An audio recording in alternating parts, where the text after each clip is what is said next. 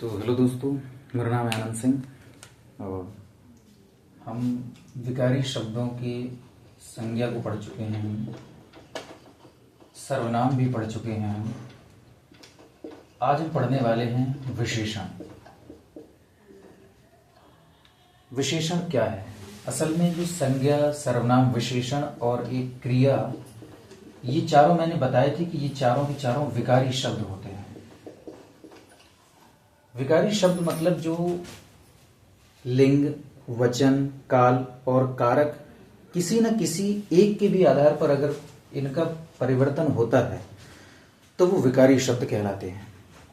और वो जो चार बाकी के होते हैं, क्रिया विशेषण, समुच्चय बोधक अव्यय और संबंध बोधक अव्यय और विस्मयादि बोधक अव्यय, वो चारों अविकारी शब्द होते हैं। मतलब लिंग बदले, वचन बदले, काल बदले या कारक, उन्हें कोई फर्क नहीं पड़ता है। ठीक है, तो हम बात करते हैं विशेषण। तो विशेषण का मतलब होता है, इसकी परिभाषा की बात करी जाती है तो इसकी परिभाषा होती है जो शब्द संज्ञा या सर्वनाम शब्दों की विशेषता बताते हैं। मतलब संज्ञा और सर्वनाम शब्द की क्या बताई जाएगी? विशेषता बताई जाएगी। जब संज्ञा और सर्वनाम शब्द की विशेषता प्रकट की जाती है, वो सभी के सभी शब्द विशेषण कहलाते हैं। ठीक, जैसे राम एक अच्छा लड़का है। एक सिंपल सा एग्जाम्पल के रूप में टेंस है, राम एक अच्छा लड़का है। ठीक, राम एक बहुत अच्छा लड़का है।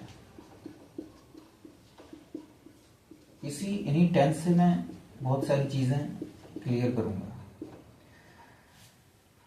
अब राम के विषय में, राम एक संज्ञा शब्द है, ये एक सब्जेक्ट है। ठीक, राम एक संज्ञा शब्द है। और जैसे कि विशेषण की परिभाषा है कि जो शब्द संज्ञा और सर्वनाम की विशेषता प्रकट करते हैं वही विशेषण कहलाते हैं। तो संज्ञा की राम के विषय में क्या बताया जा रहा है कि राम एक अच्छा लड़का है। ये राम की विशेषता है कि वह एक अच्छा लड़का है, वह अच्छा है। राम एक बुरा लड़का है, राम एक लंबा लड़का है, राम एक छोटा लड़का है। ये सभी विशेषण शब्द हैं। ठीक, तो ये जो शब्द है ये अपने आप में एक विशेषण है, क्योंकि यह राम की या कहें तो संज्ञा शब्द की विशेषता प्रकट कर रहा है। अब ये जो लड़का शब्द आया है, ये भी तो अपने आप में एक संज्ञा शब्द है। ये संज्ञा है और जातिवाचक संज्ञा है। तो इसको हम इसी विशेषण की भाषा में विशेष्य का रूप देते हैं। विशेष्य का मतलब भी संज्ञा ही होता है और इसकी परिभाषा होती है जो मतलब विशेषण जिन शब्दों की विशेषता बताते हैं वही विशेष्य होते हैं। अगर एक दूसरे अर्थ में कहें तो ये भी एक प्रकार का विशेष्य ही है। विशेष मतलब संज्ञा है। तो विशेषण जो शब्द की विशेषता बताते हैं वो विशेष्य कहलाते हैं। ठीक, तो ये भी एक संज्ञा है, तो ये भी विशेष्य है, और ये भी एक संज्ञा है तो ये भी विशेष्य है। ठीक, अगले इसमें लिखा है कि राम एक बहुत और फिर अच्छा लड़का है। राम अच्छा है, ये तो पता है कि ये विशेषण है, लेकिन बहुत शब्द आ गया है, इसलिए अब ये बहुत क्या है? तो बहुत एक प्रकार का प्रविशेषण होता है। प्रविशेषण का मतलब होता है कि उससे भी बड़ा विशेषण, जो विशेषण की भी विशेषता प्रकट कर दे, जो विशेषण की भी विशेषता प्रकट कर दे वो प्रविशेषण कहलाता है। मतलब कि जो विशेषण की भी विशेषता प्रकट कर दे, विशेषण की भी और विशेषता प्रकट कर दे, जो विशेषण की भी विशेषता प्रकट कर दे वो प्रविशेषण कहलाता है। तो राम एक अच्छा लड़का है, लेकिन अच्छे की भी विशेषता बताई जा रही है कि वो कितना अच्छा है, तो वो बहुत अच्छा लड़का है, तो ये प्रविशेषण हो जाता है। ठीक, परिभाषा संज्ञा और सर्वनाम की जो विशेषता प्रकट करते हैं वो विशेषण कहलाते हैं। ठीक, विशेष्य क्या होते हैं? विशेषण जिन शब्दों की विशेषता बताते हैं, जो संज्ञा शब्द होते हैं वही विशेष्य होते हैं। प्रविशेषण क्या है? जो विशेषण की भी विशेषता प्रकट कर दे वो प्रविशेषण कहलाते हैं। आगे जब पढ़ेंगे तो ये बहुत जो शब्द है ये क्रिया विशेषण में भी यूज होता है कि जब क्रिया की विशेषता बताई जाती है कि वह बहुत पढ़ता है या बहुत धीरे धीरे चलता है, तो ये धीरे धीरे ये क्रिया विशेषण होता है, रीतिवाचक क्रिया विशेषण।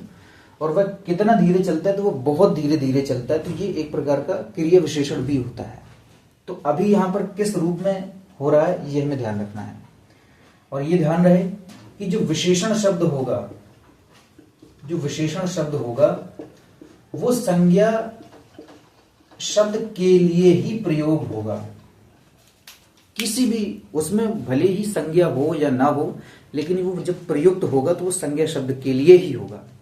मैं कुछ भी कह सकता हूं, मैंने कह दी वह अच्छा है, अब इसमें संज्ञा नहीं है लेकिन सर्वनाम है, तो अभी बात तो वही है ना कि जो संज्ञा और सर्वनाम की विशेषता बताएं।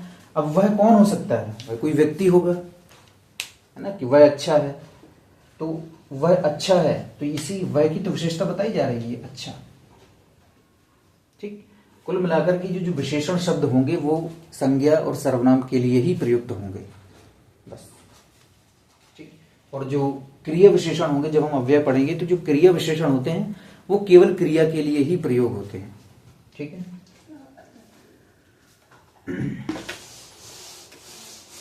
अब हम विशेषण के भेदों के विषय में बात कर लेते हैं।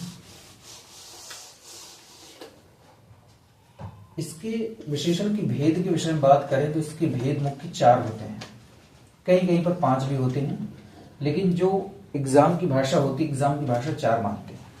ठीक है, पहला होता है गुणवाचक विशेषण, गुणवाचक विशेषण। दूसरा होता है संख्यावाचक विशेषण। तीसरा होता है परिमाणवाचक विशेषण। चौथा होता है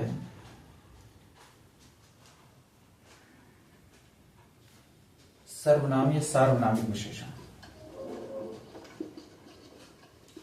सार्वनामिक विशेषण। ये 4 मुख्य होते हैं, और एक मान लिया जाता है, अगर मैं इसको भी जोड़ दूं तो व्यक्तिवाचक विशेषण। हालांकि सवाल इससे बनते हैं व्यक्तिवाचक विशेषण से, लेकिन इसके भेदों में इसको काउंट नहीं किया जाता है, ये ध्यान रखना है। मुख्य विशेषण के 4 भेद होते हैं, ये एक्सेप्शनल है, क्वेश्चन इससे भी बनते हैं।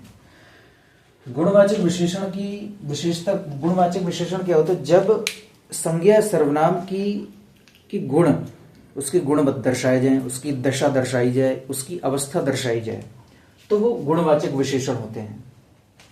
इसको हम पहचानने के लिए हम एक क्वेश्चन वर्ड का प्रयोग करते हैं कि वह कैसा है। इससे अगर हम प्रश्न करेंगे तो हमें इजीली आंसर मिल जाता है कि उसमें से जो वाक्य में जो गुणवाचक विशेषण शब्द है वो कौन सा है। आगे भी बात करेंगे।